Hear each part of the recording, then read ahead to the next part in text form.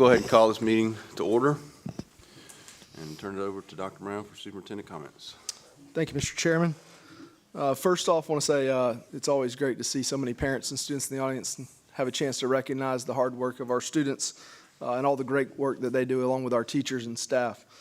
A few reminders, winter break is coming up. I think there's 9 more school days. I'm not counting, but somebody told me that today. I think it was a second grader at East Jackson Elementary School told me that there were 9 more wake-ups. December the 19th through January 6th, students return on the 6th with teachers returning on the 3rd.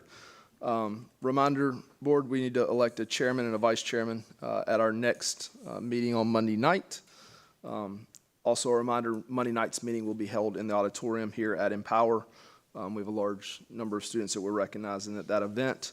And also a reminder, board, that we have governance team training on Tuesday, December the 17th at the Walton County BOE Annex. Few other reminders and thank yous. Big thank you to our bus drivers and bus monitors and mechanics over the past few days. It's been extremely cold, and we really appreciate their efforts to get our students to and from school safely. Also want to say thank you to our staff members who's been out in front of our schools every day, opening car doors and welcoming our students into our school. I think some schools may be a little low on hand warmers at this point, but really thankful for those people and their efforts to take care of our kids. Reminder, we are in the middle of bus inspections by the Department of Public Safety. We should finish the remaining 19 buses tomorrow. This time we've had 146 buses inspected, with all 146 passing inspection. Big thanks to our transportation department for being 100% in compliance there. Also want to send a special thank you out to our school food nutrition department members. This year we invited our community into our schools. Parents and grandparents had the chance to come eat with their children. This was a huge success. Thank you to Ms. Blake and her staff for going above and beyond. Also, I talk a great deal about building culture within a school and within a school district. And sometimes it's really difficult to explain to people what you mean by building a positive culture.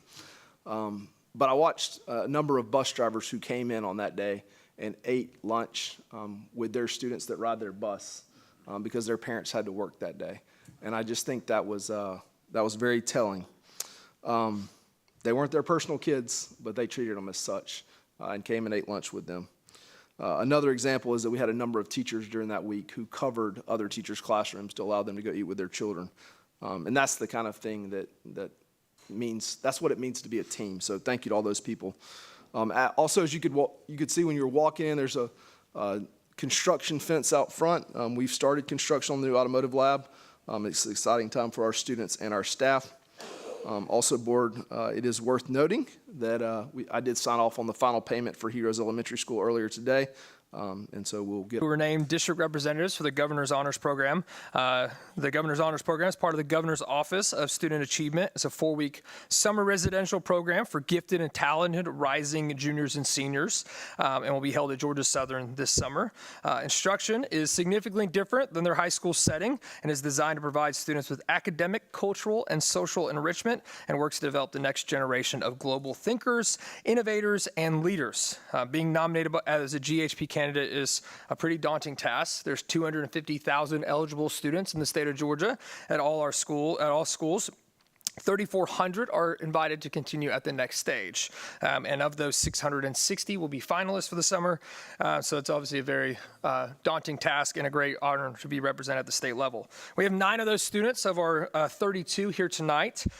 We have 9 of them because they have a band concert on Monday night at Jackson County High School. So we said, bring them in on Thursday night. We'll honor the other 23 on Monday at our board meeting. So board, please allow me to recognize these students. If you're here tonight from Jackson County High School for the Governor's Honors Program, please make your way forward. And come on up and I'll read your names, and we have a certificate if Dr. Peacock would gladly hand those out for me.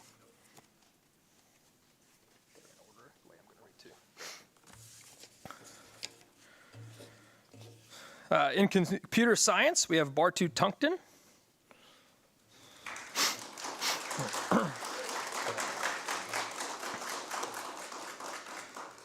In music, brass euphonium. French horn, trombone, trumpet, and tuba, we have Logan Stinchcomb and Logan Wagner.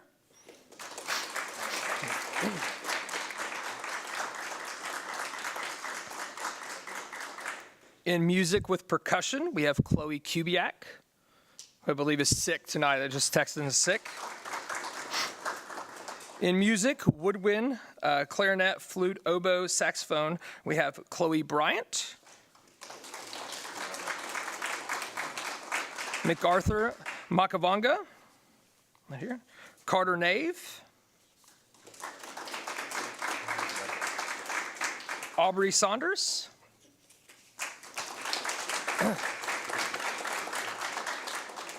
And we have Brady's son. So congratulations. We're going to move this and get a picture of you guys in front of this screen. Line up right here. We certainly can.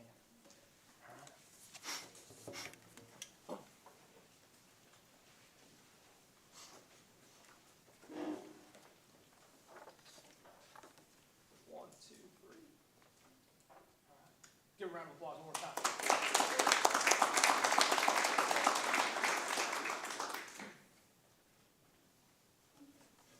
Congratulations and good luck Monday night in your concert. Thank you, board. Also want to say thank you to Mr. Kilgore and Mr. Tennell for all their work with those students.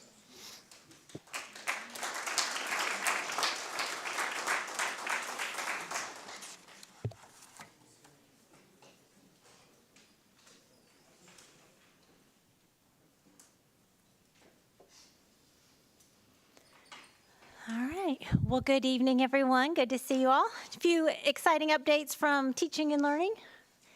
First of all, we wanted to make everybody aware that pre-K registration for the lottery drawing is now opened on December 1st. That's always an exciting time as we get ready to welcome all those new little ones in, and it's open through February 16th, but just wanted you to be aware of that. Also wanted to give you a quick update on our work with our Cognia accreditation. Our team has been busy at work putting together the data analysis, the narratives, and compiling evidence. That's an ongoing process. We have a virtual review scheduled for April, and because of the virtual nature of that review now, it's really important for us to tell our story very well through the narratives, through the data, and through the evidence. So just wanted to keep you updated on that. We hope to have everything completed by about mid-January to be fully ready for that review, but it's been ongoing work for the last couple of years, so we'll be kind of glad to check it off. But I have to say, it's really good work to follow the strategic planning process because it really holds us accountable for digging in deeply to how we're doing with each of those initiatives and looking at that data. So good work, but very thorough for sure. And then I also just wanted to update you on where we are with the literacy legislation. We're about midway through the first year of the implementation of all of those pieces of the literacy laws. So just wanted to make you aware that we have screened all of our students as we've been doing for the last several years. As you know, we were a part of the pilot, so the screening process is not anything new to us or to our teachers. And so that has happened twice now, the beginning of the year and the mid-year screener. We have reading plans in place, just as we have been doing through our MTSS process for all of our students in need.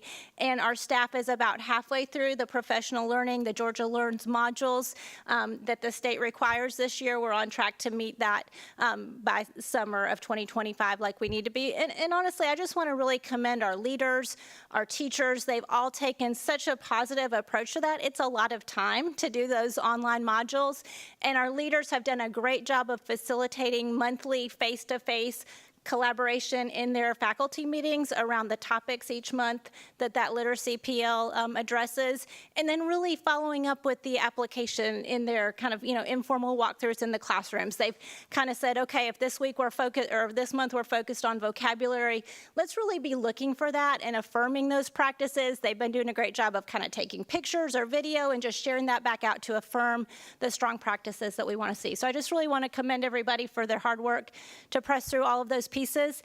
The task for December is to sign off on our high quality materials. So I just wanted to bring that back in front of you since Dr. Brown will be going into the portal and certifying. Remember, we talked about how we bundled all those high quality materials and used the state's rubric to evaluate and vet all of those pieces. We've put that together and we'll just be going into the portal and signing off on that. So just wanted to bring that back to your attention and keep you updated on how everything is progressing. We are continuing to just keep a strong strong focus on reading and literacy proficiency. We just want to continue to see that increase for all of our students because we know how impactful that is for their lives. So strong focus all the way around. And then, of course, we have our new ELA standards next year, so there has been a lot of professional learning at the state level, at the RESA level. We've sent our leaders and our teachers to that, and then we're facilitating professional learning both in the schools and with our district teams as well. So lots of good work going on with literacy. And now I'm going to turn it over to Dr. Peacock to share just a little bit about some school improvement work that we've had going on. Do we have those slides? Perfect. Okay, good evening, board. I'm going to give you an update on the ATSI process, which is we're working through at East Jackson High School. The big picture of this process is in 2022-23 school year, the special ed population at East Jackson in the 8th grade specifically, their performance was basically flagged for needing improvement. An interesting thing about that is that 8th grade group is essentially reported all on their own. They're separated from the middle school. They're also separated from 9 through 12 at the high school. If that weren't the case, that wouldn't have gotten flagged and we wouldn't be given this update. So that's just a little bit important background. And so, but because it was noted as needing improvement, then we're required tonight to give you just an update on the work that we're doing to improve those scores in 8th grade, particularly with the special ed students. And we, since that 22-23 year, this past year, we saw improvement in their scores, and we expect to continue to see improvement in the coming year. So I'm going to quickly go through some of the things we're doing there. One, on that title slide, it mentioned ATSI. That just stands for Additional Targeted Support and Improvement. That's just a designation that was given for that particular group at East Jackson High. I mentioned it was that 2023 subgroup performance that sort of raised the awareness here.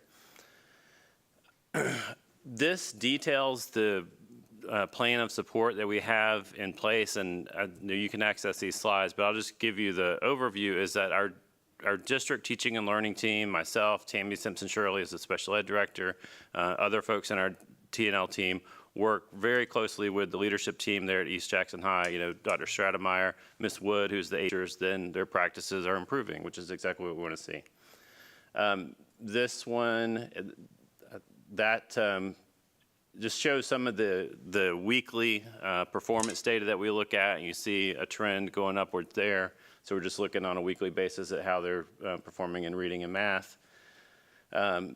Again, this one is part of that work and really initiative across the district is the teachers working in professional learning communities, planning together so they can provide the best possible instruction. So that data just comes from observing that process.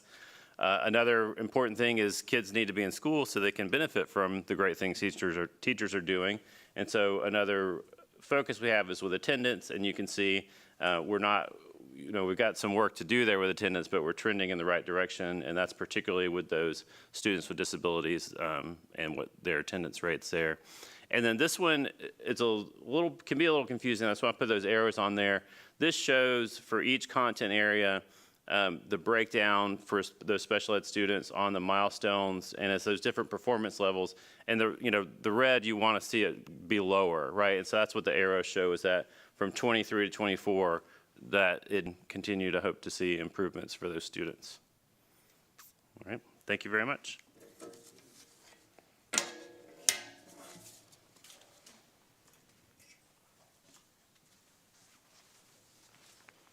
Dr. Brown, board members, good evening. Thank you for giving me a few minutes to speak tonight. What I've got for you this evening is an E-rate network upgrade project. We are currently in year 5 of a 5-year cycle with E-rate, meaning that the funding we have left is a use it or lose it. So it doesn't carry over to next year. Next year we'll begin with a whole new pot of money. We began around a year and a half ago replacing network equipment throughout the district. And I'm proud to say that at this point, the only location we have left is Jackson County High School. This RFP that you see before you is Jackson County High School's proposed upgrade solution. So we issued an RFP in October seeking bids for network equipment. We had quite a few responses. Next slide, please. And one more, please. There we go.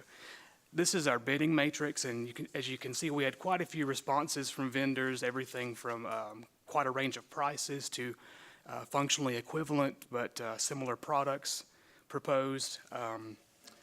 I've listed the criteria that we use to evaluate our bids. This is the smaller box in the bottom left there. We were looking for the best mix of price, functionality, and ease of integration with our existing systems. The option we settled on was $15.92.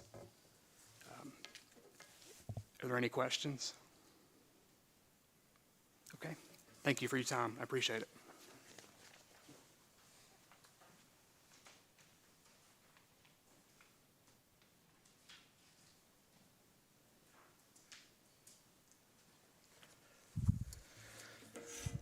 Good evening, everyone. Just wanted to touch base, give you a little update on enrollment and a little comparison of growth as we've got some numbers in throughout the state over the last month or so. So as we first look at the enrollment numbers for this month, there we go. This, in November, our enrollment was at 338 Panthers and Eagles. Throughout the district, that's an increase of 32 over October. We've added 155 students since school started, and we're up 565 students since our ending enrollment last year. So our growth is definitely continuing. Schools that were impacted the most with growth since school started, we have West Jackson Elementary has added 40 students since the beginning of the school year. Maysville's added 23. Heroes Elementary, our newest school, has added 31 students. Gum Springs has added 27. And West Jackson Middle School has added 23. So you can kind of see we're growing, and it's the younger ones that are coming right now in terms of at this point in time, for the most part. Next slide, if we could. And as we look at our enrollment year by year, just wanted to kind of give you a visual, but also talk about some numbers. At the beginning of fiscal year 19, so 6 years ago, our enrollment that October was 7,938 based on the state tally. This year, that's 11,160. You can tell that's an increase of 3,222 students over the past 6 years, or a 40.59% increase in enrollment in Jackson County. The 4-year average over the last 4 years has been 662 students per year, which is the size of East Jackson Elementary School. So we're adding a school a year right now in enrollment as we're moving forward over the last 4 years. And that's about 7.8% growth over the last 4 years. So it's gotten, the first 2 years it was a little bit, we could see it coming. The last 4 years, it's almost run us over, right? That's where we are. We'll go to the next slide. Just looking at a comparison with the folks around us and even throughout the state, you can see that the growth in Jackson County is much greater than what we're seeing in the counties that are around us. We're at 40.59%. Jefferson has grown a bit at 12%. Commerce at 11%, and those seem like bigger numbers when you look at their populations, and we'll look at this in just a moment. It's really not at the same level that we're seeing. Even counties that you hear about, like Forsyth County, 11%. And then you see some counties around us are actually decreasing in student population. We can go to the next slide, please. And this is one that kind of struck me as I was looking at the numbers this week and last week. Last year, let's just take last year, for example. Jackson County saw 636 students added to our enrollment. That is greater than every county that neighbors us or touches us, all 7 of them combined. So when you take Barrow, Clark, Jefferson, Commerce, Madison, Hall, Banks, and Gwinnett County, Jackson County grew by 230 more students than all of those other districts together. What a wonderful opportunity for us. In truth, it really is. It's a great opportunity. Last slide for us. And just to show kind of how that's played out over the past few years at our schools, Jackson County High School has seen an enrollment growth of 86%.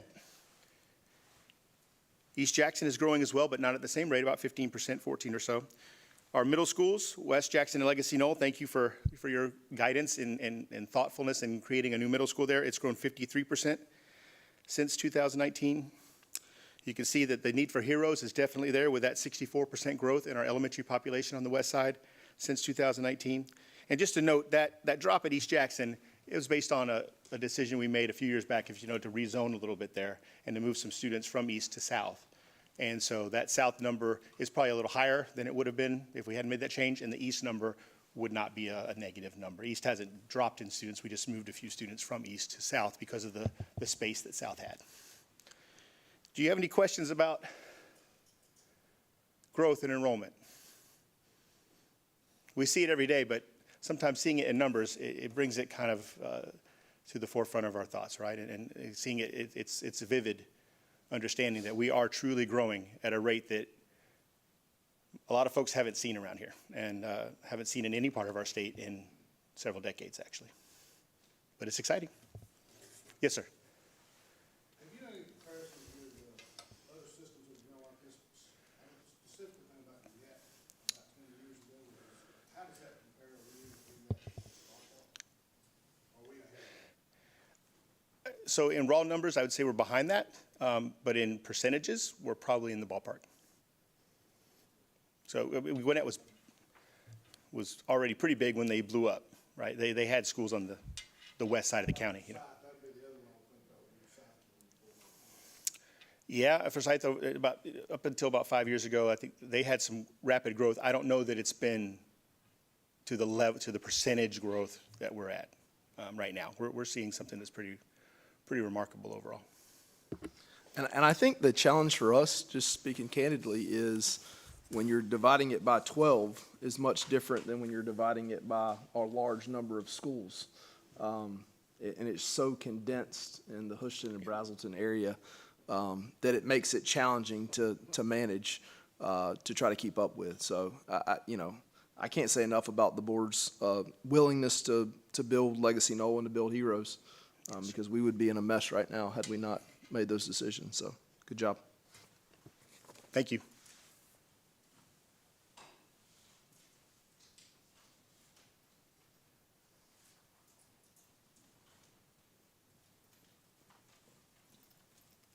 Good evening, Board. I want to start by apologizing that you're going to have to listen to me for a little bit longer tonight than normal.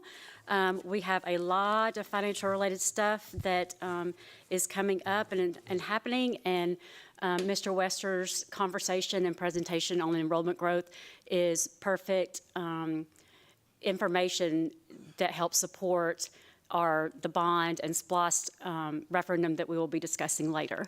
So it's just proof that we are growing extremely rapidly. I think that's another thing that we should consider is, did these other counties grow a lot? Yes. Did they grow this much, this fast? I mean, again, like Dr. Brown mentioned, we did make the last payment on Heroes, and that facility is completely paid for, and we'll start on the next. Next slide, please. And our fund balance, this is what I'm really excited about, because we've been kind of, things have been a little tight with trying to finish up Legacy and finish up Heroes and purchase land that we desperately need. So we have started getting tax money in, and I have to say again, the tax commissioner has been amazing, and she has been sending this money to us every week, and it's really been a huge help. So you can see that our fund balance is even higher than it was at this time last year, so that's great. And as I was looking and looking at some information that we have and some things that we know at this point, I think that we'll easily end the year between $25 and $30 million for our fund balance. So we will be in a good place and definitely a better financial place than when we were finishing up 2 facilities. So yeah, so I'm excited that I get to come and present exciting news for the financials every month now. Yes. Next slide, please. And as you can see, we're at 42% of the year completed. And of course, revenues are still going to be a little under that. After this month, after December, that percentage will look much, much better because we'll be getting a significant amount of those property taxes this month and next month. So that number will look great. And then if you want to look at our expenditures in the percentage, We are right where we should be, and actually in some of our bigger expenditure areas, we are a little below. So if you take out the open purchase orders, then we are actually at 41% expenditure. So we're under at this point of the year.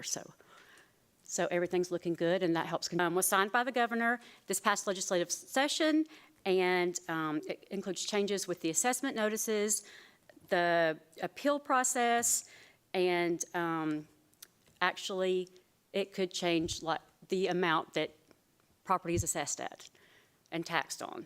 And that's the piece that has the biggest, or could have the biggest impact on us. It's basically a state level bill that restricts how much property taxes can increase year to year, and then therefore we levy based on that restricted assessment amount.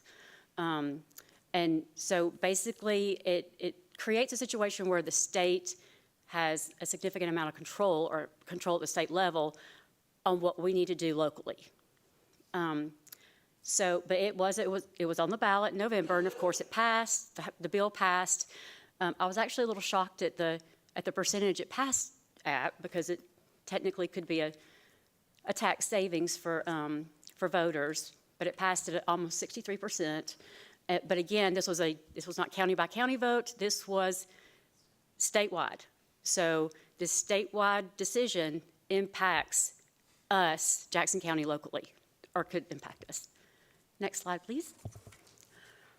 So this is just a breakdown kind of what each piece of that legislation was and what it means in each part of it. So this first part is just really a procedural change, and it has a lot to do with the assessment notices and the information that is included on those notices now. Because, I'm sure you're aware that they would send out the assessment notices that had a dollar value on it, but that dollar value was based on previously approved millage rates. Well, now, as of now, there will not be a dollar value on the assessment notices. There will be the millage rate that was previously levied, and then an estimated rollback rate. That will be on the notices. And then there will be a blurb on there that if what we previously approved as our millage rate, if that's higher than the estimated rollback, basically it says the property owner could have a tax increase. So it's still misleading and very confusing, and there'll be a lot of questions, and questions now that can't be answered because there's no dollar value. It's just, here's how much we think your property is valued, here's what the previous millage rate was, here's the estimated rollback rate, because at that point, when those notices go out, we don't have a final digest, but they've calculated an estimated rollback, and then if your current rate is more than that estimated rollback, it has a notice on there that, hey, the school system is possibly increasing your taxes. So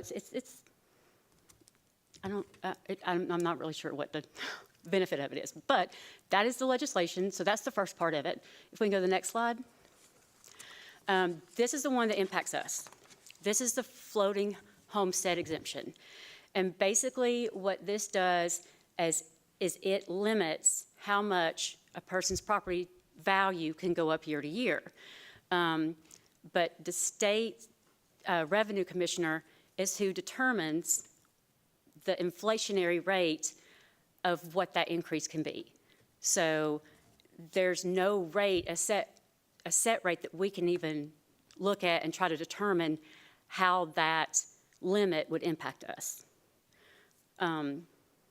So basically, again, it's the state controlling, okay, here's the percentage that your local property tax values can go up this year.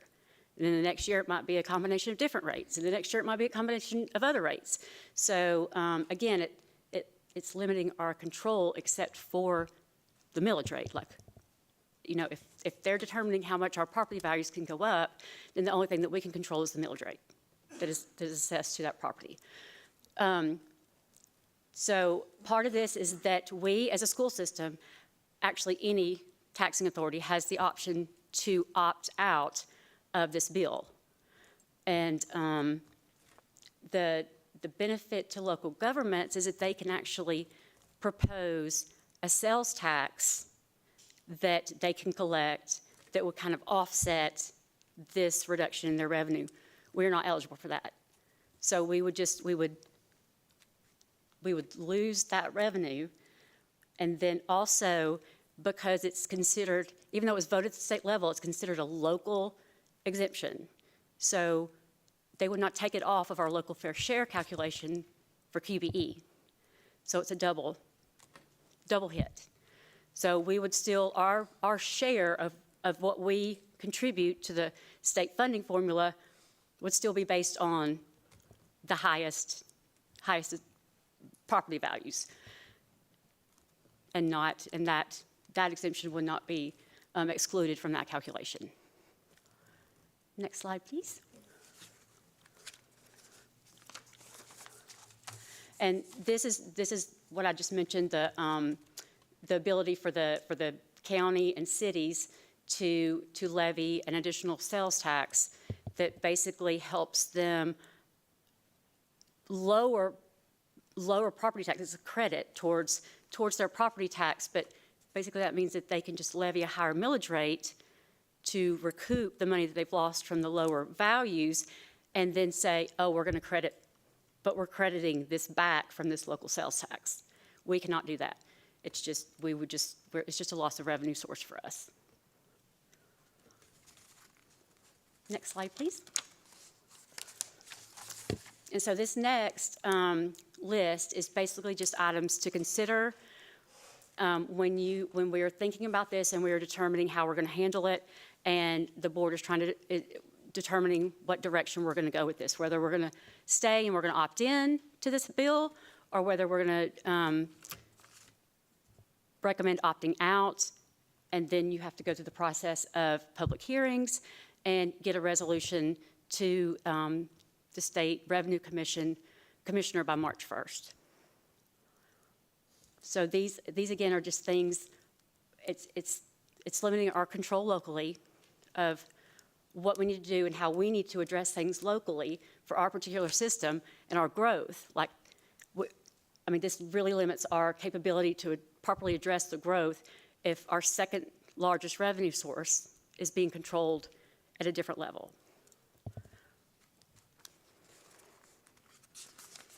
And we also have to keep in mind that we just passed the senior exemptions. And that is already going to be somewhere between a $7 and $9 million impact on our tax revenue. And this would be in addition to that. So we could be talking about a reduction in our property tax revenue anywhere from $12 to $15 million. Yeah. I think a couple things to think about in regard to this legislation. First, it's a one-time deal. Mm-hmm. So you opt in or opt out one time. So I've heard some people deem it a 50-year decision. And, you know, I think it's going to impact school districts in different ways at different times based on the economy, where that's at, housing prices. If you go through a recession like we did a number of years ago, what does that look like with housing prices dropping, assessments dropping, and then making their way up? Are they going to track the rate of inflation? So there's a lot of different factors involved in this decision. I appreciate Ms. Dodge sharing the information. And I know you'll hear more about this when we go to Walton County later this month. Corey Kirby will be sharing information with us from Harbin and Hartley. So. But I do want to say that I attended a seminar that was presented by the state on Monday, and the things that really impacted me were when questions were asked, they didn't have answers. They said, "Oh, we'll have to ask the revenue commissioner," or "Yeah, that's probably something that's going to have to be cleaned up in the next legislative session." So that was kind of another thing that concerned me, was that there's pieces that maybe really haven't been considered or thought about that are going to be a huge impact.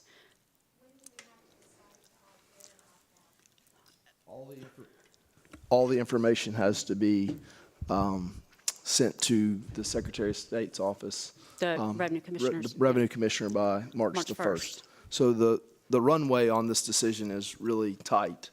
So you have to make a decision really quickly, to have But- time to have the 3 hearings, to have it advertised in the newspaper. And there's some other things that you have to do, to make sure that you have this completed by that time. But it takes effect 2025, January 1, 2025. Yes, it does. yes, yes, unless you opt out. But the thing to keep in mind is that we, as a local taxing authority, can at any time create local legislation or local recommendations that is the same as this, that provides a floating exemption or, you know, anything related to this. But if we choose to not opt out now, you can't do it down the road. Like, once you're in, you're in. So I feel like that opting out provides leaves the control to us. And we have the control of our local digest, but then also we have the capability and the option to implement something like this down the road. Again, we really don't know the full impact of what the senior exemption changes are going to be. And until we know that, especially with the growth that we're having to try to navigate, I feel like another hit to that revenue source would be detrimental to us Thank you. operating effectively. There are 2 senior exemptions, correct? There's the one we sent the resolution for, and then there's the other one that was voted on, which is the freeze. Mm-hmm. So, That is correct. That is correct. Yes, one freezes it at their 2024 assessment value, and then, of course, the second was where those exemptions were increased by age. the freeze is age 62, correct? Yes. And that property, and until that property's sold, So it that changes senior ownership. stays that same assessment no matter what. That is correct.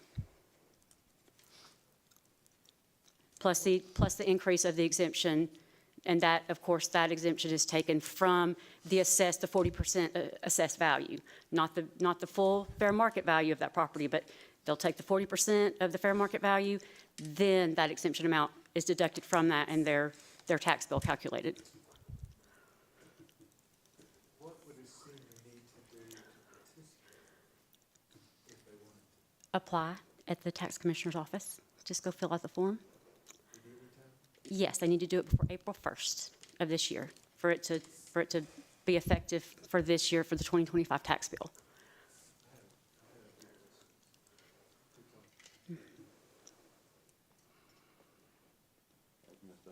Any questions on that? I know it's a lot and it's a big decision, but again, I feel like that if we can maintain the control of how we handle our revenue sources and our local funding, that would be the best scenario for us locally. Okay, and then the last thing, and I will be done and out of your hair. It's the draft referendum resolution for the SPLOST and bond vote. Again, keep in mind that this is a draft. So the biggest things that I would like you to look at and pay attention to are the list of projects that are included in there for us, and the dollar values. Those, unless it's just some wording that the attorney feels like needs to be tweaked, nothing else will change. Those are the main projects. The dollar amounts are the dollar amounts. Those will not change. There could be some wording, some things that he tweaks along the way before we submit everything to the Secretary of State. But the meat of it, the really important pieces of it will not change. So I really want you to look at and I want to ensure that you support the projects that we've listed in there and the dollar amounts. And again, this is draft. If anything does change between now and Monday, I will forward that. We'll make sure that we forward that to you ASAP for you to look at those changes. But to be in the time frame that the state is requesting, we would like you to approve this resolution on Monday. Any questions? Yeah, thank you.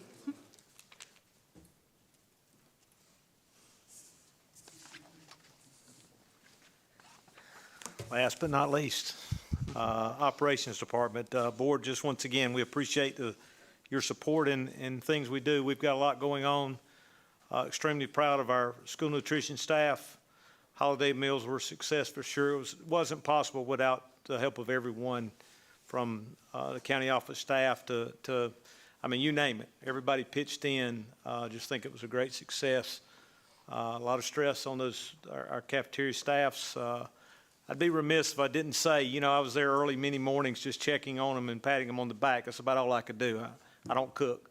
I didn't serve a lot of food. I'll just take responsibility for that. I can park cars pretty well.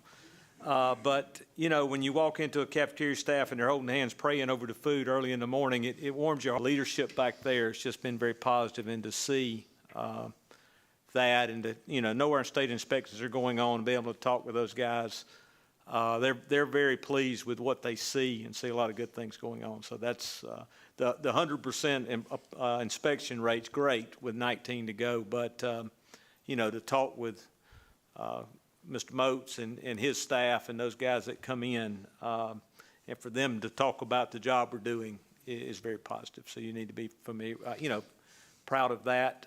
Mr. Farmer's group's working extremely hard as well. I'd be remiss. Safety and security, we're getting better every day and just trying to improve in all areas. So and support the educational processes. Tonight, I've got Mr. Farmer's going to do a couple of board items for us, and Ms. Blake's going to come present some information from school nutrition.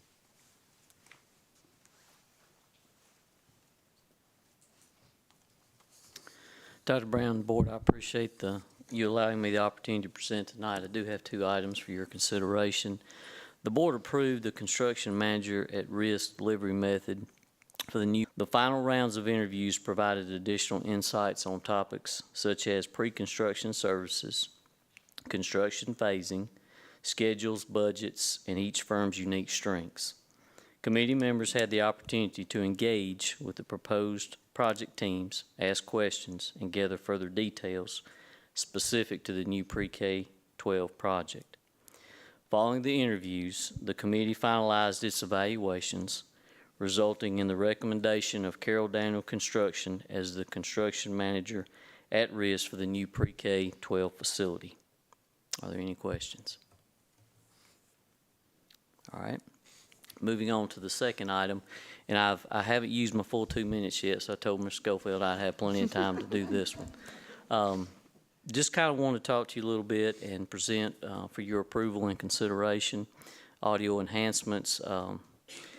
It's basically to recommend approval for the purchase and installation of the audio enhancements classroom system featuring an IP amplifier and a new Epic intercom system for South Jackson Elementary School. This would be the 3rd school to benefit from these classroom audio upgrades. If approved, installation timeline would begin February 2025. Teachers that use these systems have found that when sound is amplified, all students perform better. And I can tell you, being a teacher in the classroom, if I'd have had one of these, it would have been amazing and a blessing to have. Are there any questions? Would this system allow for translation in different languages? I think that's coming, Mr. Johnson. I'm not sure that's here yet, but I think it is coming. Approaching us in order to translate to different languages through the program and through a computer. It's great stuff coming down the pipe for this program. But I agree with you. Yes, that's great too. Thank you, Mr. Johnson. David, how many schools? You said 3 schools. What are the 3 schools? We have Maysville Elementary, Heroes Elementary, and this South Jackson will be the 3rd. And Doc, you told us we're trying to do one of these a year. Yes, sir. Okay. Well, I'll echo what you said and what Rob said. Last year at GSBA, Dr. Brown took me to a demonstration, and it really enhances our teachers and helps their instructional. All of our skills and our amazing food by way of feeding our families and welcoming them back into our cafeterias for our holiday meal services. The ability to connect with our community by breaking bread with them is truly been a rewarding experience. And I know for some of our families, it was probably the only Thanksgiving meal that they had over these past services. And it was an honor to be able to provide that for them. In total, we served over 5,600 families over 12 service days. So it was a lot of food in a very short period of time, a lot of moving parts. And we also raised over $3,000 for our schools angel funds, which help eliminate school lunch debt. It's no secret that this debt is a stressor for our families and for our district. I can tell you it is a very awkward feeling to tell little Johnny as he's coming through the line, hey, have mom and dad, put some money on your account. While we will always serve our students a hot breakfast and lunch, there's of course a price tag that's attached to that, which is a great segue into my next little update. Through the efforts of our lead school social worker, Miss Rachel Dukes, I was put in contact with Pastor Joseph Brown of Bethlehem Church. Bethlehem Church operates 3 campuses in the immediate area.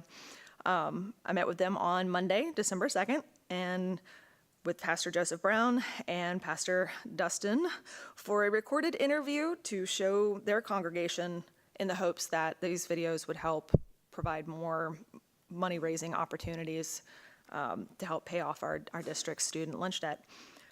However, I was caught completely by surprise at the very end of that interview when they presented me with a $32,000 check to help us pay off half of our debt.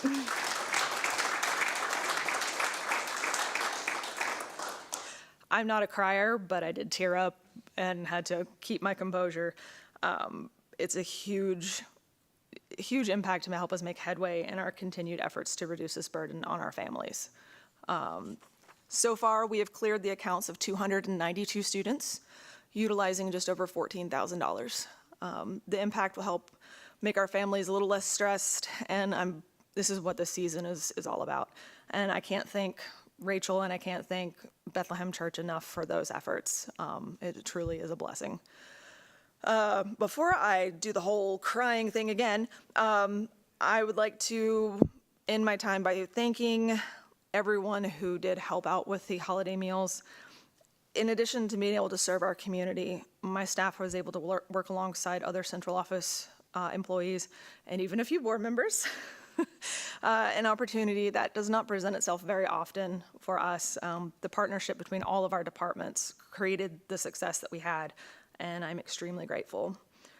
Thank you for the opportunity to speak tonight, and I hope everyone has a wonderful holiday season. Thank you.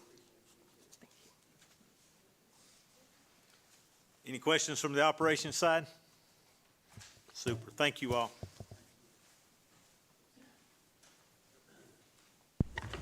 All right, thank you, everyone. We do have need to go into executive session to discuss personnel. If I may have a motion, please. All in favor? Aye. Thank you.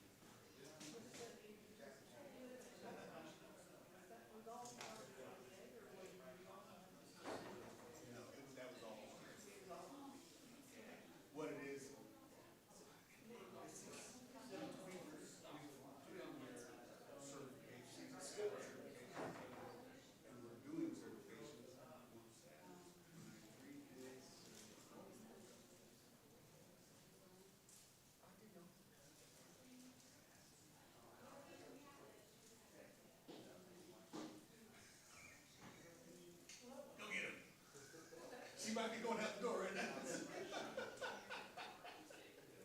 We believe in your facts. It's cold.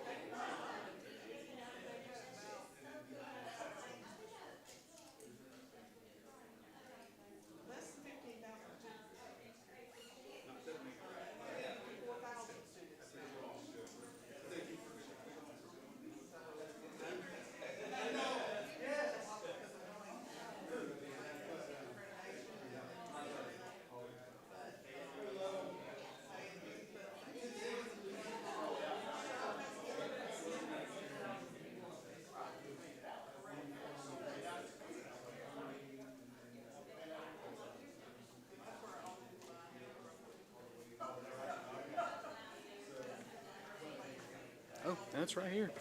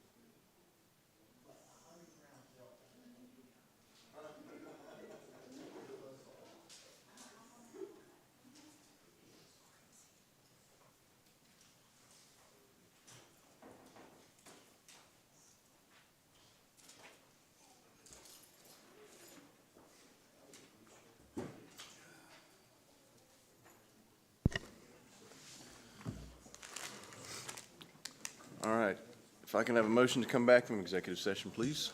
Session, please. So moved. Second. All in favor? Aye. All right, then I need a motion to pass the personnel list. So moved. All in favor? Aye. Thank you, everyone. We stand adjourned.